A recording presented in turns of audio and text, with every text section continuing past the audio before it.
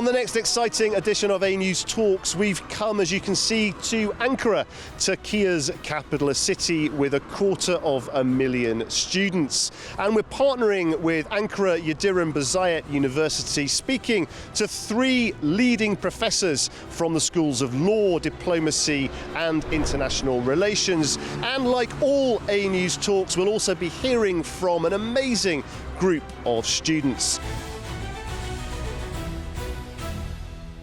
Well, a very warm welcome indeed to here at Ankara Yıldırım Beyazıt University in the capital of Turkey. This is a very special, exciting edition of AnewZ Talks. We've got a distinguished panelist population that we'll meet in a minute. And also we have students here too from this university examining many issues that are at the intersection of cultural identity and technology and exploring how and why the very fundamentals of diplomacy are being transformed. So let's get straight into it and allow me to introduce our esteemed panel. Professor Dr. Erman AKILLI is representing the Faculty of Economics and Administrative Sciences within the Department of International Relations at Ankara Hacı Bayram Veli University. Professor Dr. ProfİbrahimDemir is from the Faculty of Political Sciences here at AYBU in the Department of Economics. And Assistant Professor Samet TATAR is representing the Faculty of Law from right here at AYBU. Gentlemen, thank you very much indeed for joining us. We're really excited about getting into this discussion. I want to start with a fundamental question that I'd like to put to each of you to hear your different perspectives. I'd like to know how the art and the science of cultural diplomacy has changed over the last decade and how you expect it to change again in the 10 years ahead. Let's start with Ibrahim. Thank you very much. Arts and sciences that have been transformed in the past decades.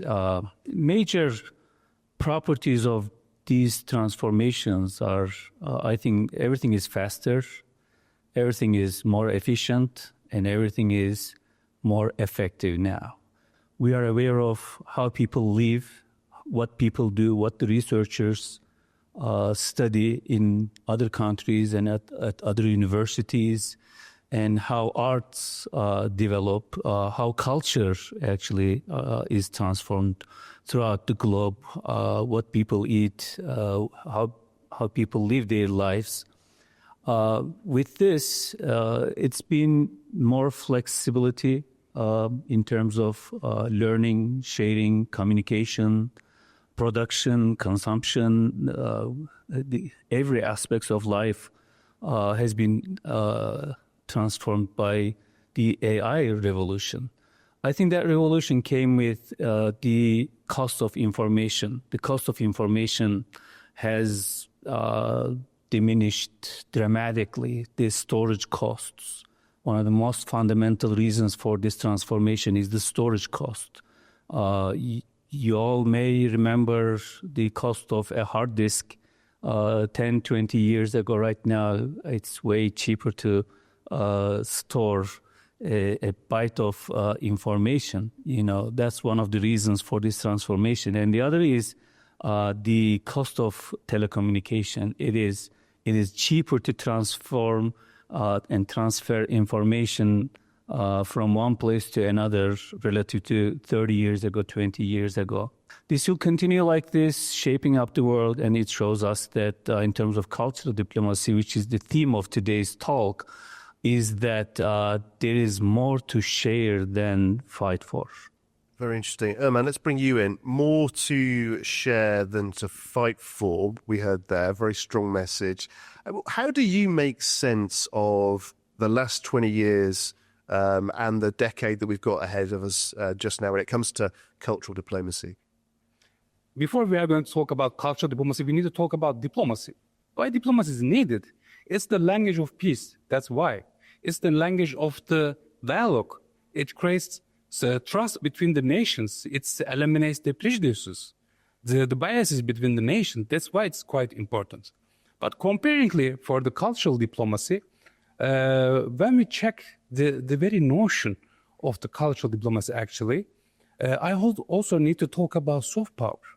Because in my humble opinion view, when we are considering about soft power, it is all the cultural diplomacy, public diplomacy, digital diplomacy, humanitarian aids, nation branding, they all take their roots from the soft power concept. And I define soft power is creating a positive image and exporting it.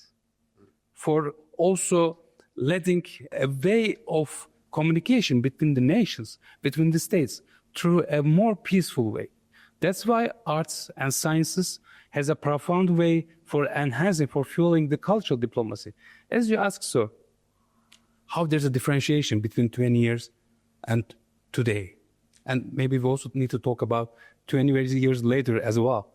Well, right now we are witnessing an informative revolution. As you know, so the states who are harnessed and make their way forward in the Industrial Revolution had saying in the world politics.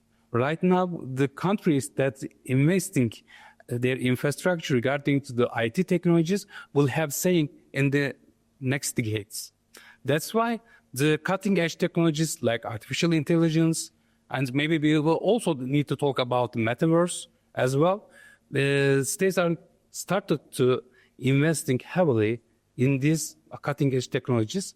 Why it's important? Because, as I said, so the implementation of the art, maybe you come across some of the artists are using AI technologies for creating visual arts regarding to that.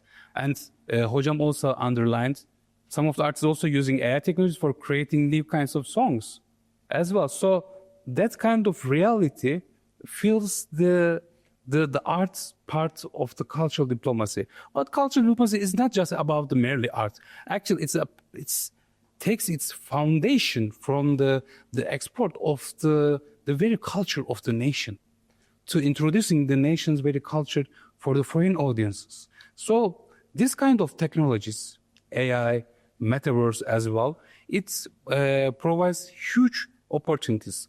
For instance, when we are talking about artificial intelligence, many of our students here may also using large language models. First of all, it lifts the language barrier for cultural diplomacy. Let's say a minister of tourism of a country or a culture in a country, they can disseminate their messages in each and every language in the world. There's no language barrier anymore. So it creates a communication between audiences of the foreign countries as well. And apart from that, for the science as well, international education is also part of the cultural diplomacy.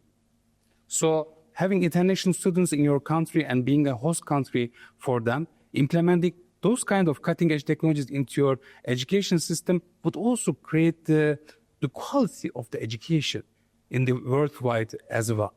So for the future, I believe we are more time to talk about AI and the related cutting-edge technologies because this became the new norm for us. I don't like this saying, but each and every time period has their own realities.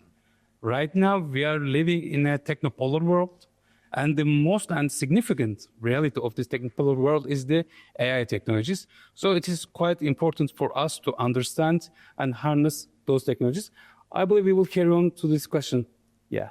Very interesting. A techno-polar world. Let's just take the polar bit of that, if I may. And Samet, come to you. Now, you're an expert, amongst other things, in litigation.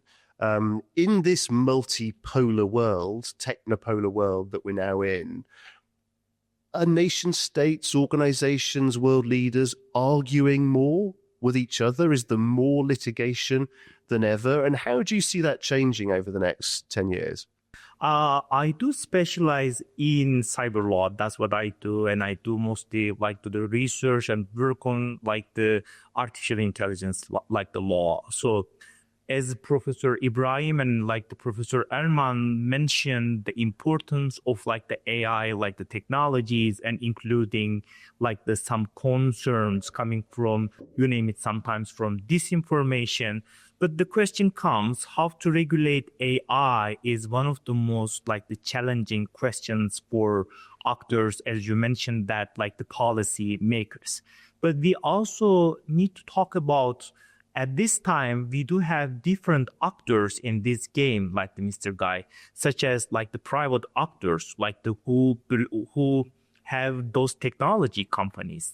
Sometimes the decision-making process of Facebook, like or like the Meta company, like the may be much more influencing than the EU's like the policy, like the makers. The reality is that like the perspective from the cultural, like the diplomacy perspective, like the soft law instruments, including soft power instruments, have been already like the altered.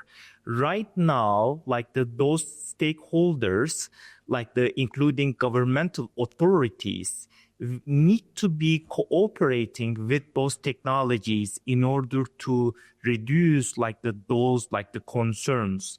AI comes with like the pros and cons, and like for the lawyering like the perspective, we need to decrease those type of concerns while having like the transparent like the legislation, and we will talk about that like in following questions, I guess. Also, just staying with you for one more question, if that's okay. Sure. It must be terribly exhausting these days to cope with all of the possible ramifications of, you know, this world that we moved into, where multilateral organizations don't have the sort of neat control over dialogues that perhaps they may have done 5 years ago. For those people, these students who are embarking on careers in diplomacy, international relations, it's going to be quite tiring, isn't it? Indeed. I was actually gonna come to the issue relating to the extraterritorial issues. Like, let's say if I specialize in criminal law like almost 20 or 30 years ago, I would be only paying attention and like doing the research on the Turkish criminal codes. But right now, most of the time, like let's say cyber crimes, it is very rare like to trace like who those criminals are behind those like the cyber crimes, right?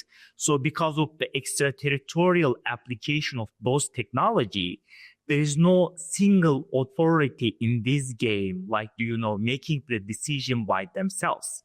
Regardless, like how often we put like some like the states together to work on some like the treaties, international agreements. Well, because of the nature of like the AI technologies, the law is changing by itself. It is not that much easy to do like those like the follow up. In the meantime, young generation like using those AI technologies demand more and more transparency and flexibility. Within this context, Mr. Guy, I believe NGOs like do have like the huge responsibilities to promote those type of like the values, protecting, you name it, sometimes disadvantages groups, like the against like the governments, like the decisions, disadvantages groups, like the rights relating to the AI-based like the technologies. Well, let's talk about some of those young people. Ibrahim, as a professor, one group that you interact with, perhaps more than any other, are the professors, the world leaders, the diplomats, the researchers of the future. When you interact with the bright young minds, many of whom we've got here today, do you notice that they're much different from the students of 20 years ago? Are their expectations, their passions, their interests very different? Today it is way different. Sometimes they reach information ahead of us because information is everywhere. It's on their devices. They can reach the same information that we reach as well. What has changed is the the ways that we process information, what we do with information. And what has changed is analytical thinking. So it's a bit knowledge put at work for the humanity. That's what's lacking today. Today, we're going through a revolution, a transition, and no one knows what that transition is, but we have some clues. First is international law has been suspended. Individuals are weaker, individuals are being victimized. So we need to understand this. We are trying to understand this. Second, international organizations have failed. There is no international organizational order today. These are threats. So they are a bit aware of this and they are confused and worried about this. What are they going to do? How they are going to protect themselves and the future of humanity? It's not just like ordinary individuals today, but I think in today's world, the concentration in the industries, finance industries and health industries and other places, the role of AI, some big information companies controlling the world and controlling the governments, above the local governments, above the borders. There's no certain borders no longer, there is very powerful multinational corporations collecting information, processing information. So their expectations are kind of tweaked. They don't know what to expect, what to know. It's our duty, probably having contact with the past, and probably to carry the younger generation to the future, as you pointed out, as professors, as the people of knowledge. It's our duty and responsibility to make aware of this and, behave responsibly and, prepare the younger generation for the future in the wake of this transition and revolution that is, kind of bothersome, So how they are going to navigate through these turbulent, because we don't know where our personal information is going and when it's going to come back in what form to us. It's very interesting. We're often told, aren't we, that we live in a world now where skills have completely overtaken knowledge, where the utility of knowledge is kind of under threat, so to speak. Erman, with that in mind, talk to us a bit about the toolkits that economists, researchers, diplomats of the near future are going to have to rely on, and perhaps how they're different from the past. Well, thank you for the question. Actually, before answering to that question, I would like to briefly mention about the previous one. The Generation Z, actually, they're born into the technology. When we compare the 20 years before and today's world, they're a techno-native generation. I was born in 1982, and when I was 6 years old, I first saw a computer. It was Commodore 64. I was enchanted. If I show to my students that kind of technology, they couldn't understand how would it work. In today's world, just 3 months could be ancient history in the platform for the AI, for the technologies and developments in the cutting edge technologies. That's why today's world's realities and the demands are quite different compared to the last decade. And now for the question that you have asked, in today's world, as we are all spreading data in social media, through our smartwatches, like GPS services, or even when we are ordering a pizza, we are actually leaving a print of ours as a data in the whole connected web of the big data. So in today's world, both for diplomats, experts, students, and scholars, we need to understand the quality of the data and the value of the data as well. If a diplomat, if they are not familiar for the data analysis, it will fall short. For instance, in today's capacity, from sentiment analysis to predictive analysis, from machine learning technologies, it's quite possible for a diplomat to overcheck like a years old documents before entering a meeting regarding a specific topics. Or on the other hand, many of the diplomats are receiving information from satellites views to the closed information for the service only. But those kind of information needs to have an analysis. And the biggest and the significance of the artificial intelligence is analyzing vast amount of data to spotting insights, patterns, or anomalies. Yeah, very interesting. And Samet, let's just talk a bit more about these tools that are now so ubiquitous. From a research point of view, AI means it can be done at the speed of light. In terms of communication, social media means that you have to connect in a more instantaneous, more transparent, more authentic way than was ever required before. Give us your perspective on just how different things are going to continue to be for those diplomats of the future. I remember almost like 3 years ago when ChatGPT was introduced in the world, like the first reaction, it was coming from the mostly governmental organization, was simply to ban that. Even the EU countries, including Italy, decided to ban ChatGPT because of the concern of like the GDPR for a while. It was happening.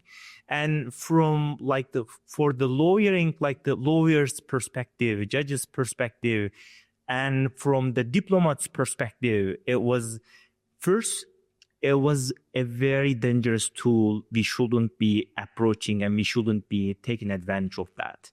But in the meantime, like the young generation, young kids, Gen Z, mostly Gen Z kids, like they keep using it while enjoying of those advantages.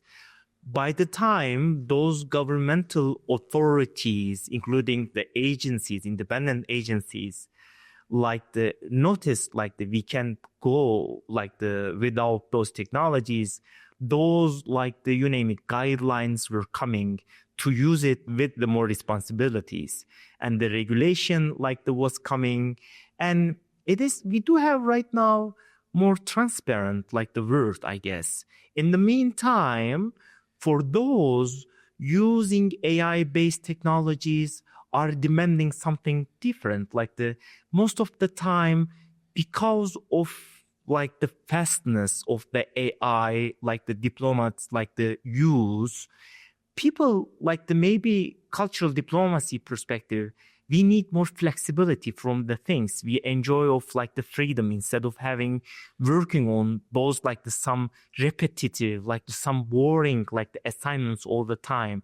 So it comes with the transparency and accountability, comes also with the flexibility generations are demanding. It is altering and it never gets like the done, I guess. That's what I believe. And well, it is more fun right now and more like the opportunities for like the young, like the diplomats as well.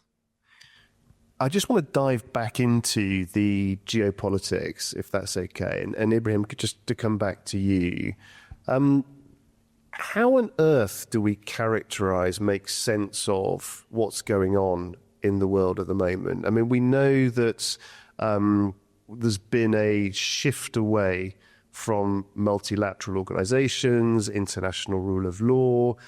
To some degree, that is driven by the US administration. There are other factors underlying it too. Is it possible to make sense and talk about a continuous trend? Are we going to see more of this, or do you expect a correction where the world shifts back and opens its arms to international law again? Many scholars resemble this to World War I era or prior to World War I era. This is quite dangerous. But I'm hopeful of, humanity, people, especially the younger generation, they will come together. They'll use AI, they'll use information, they'll use this speedy tool to get together, get integrated, put the common sense at work.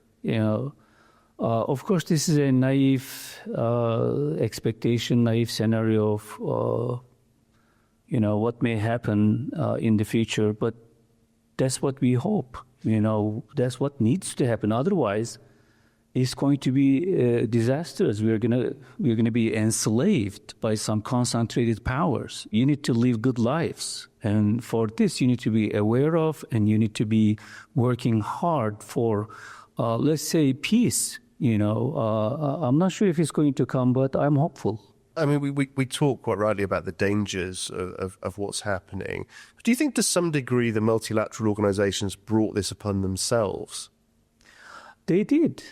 They did indeed. The current economic setting, the division of or distribution of resources globally, we cannot speak of a just world in terms of the distribution of resources and income and wealth and well-being, that would burst up at one point, and that's what's happening. So there needs to be a new order, and the younger generation need to be aware of the need for the new order and work for that. You mentioned geopolitics.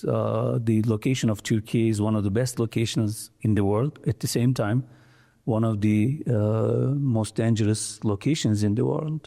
There is no other country other than Turkey with the opportunities that we have, and at the same time, the threats that we have. Are you ready for this?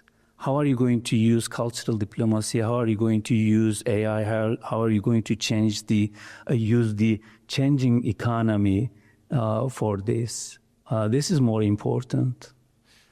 Let's talk a bit more about Turkey and also other Turkic states, Erman, if that's okay. How do you see the Turkic countries, this region, in terms of this new world order that we're moving into? Is it an opportunity, or are you concerned about the future?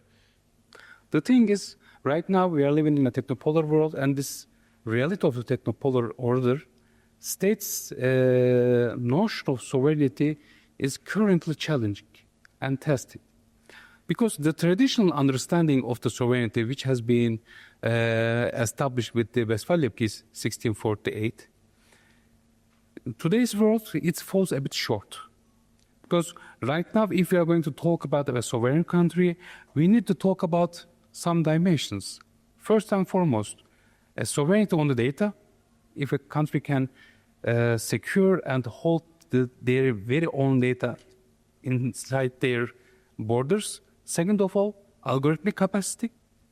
And third of all, hardware capacity, production of the semiconductors and chips. So I know those dimensions are not quite easy things to achieve. But the reality is, if a country has those kind of capacity, now we can talk about digital autonomy. Because right now, since I am continuously mentioning about technopolar world, because there's a polarity, just like a Cold War, like a bipolar system. Countries are day by day pushing to choose the sides for the technological infrastructure between China and United States. Now I'm coming to your question. These turbulent times, is it providing a chance, opportunity, or it is providing a threat?